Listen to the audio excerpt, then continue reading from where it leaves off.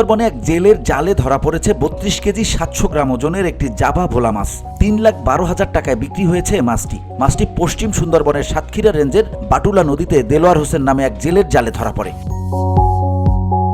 শনিবার সন্ধ্যায় সাতক্ষীরার শ্যামনগর উপজেলার জেলে দেলোয়ার হোসেন মাছটি স্থানীয় মৎস্য আড়তে নিয়ে এলে আবু মুসা নামে এক মৎস্য আড়ত ব্যবসায়ী মাছটি কিনে নেন।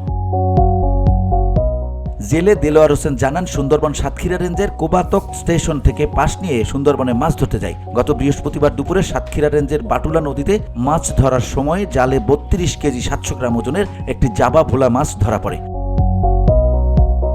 ভোল মাছের ফুলকো বা পটকা জীবন রক্ষাকারী ওষুধ তৈরিতে ব্যবহৃত হয় বলে মাছটি এত চড়া দামে বিক্রি হয়।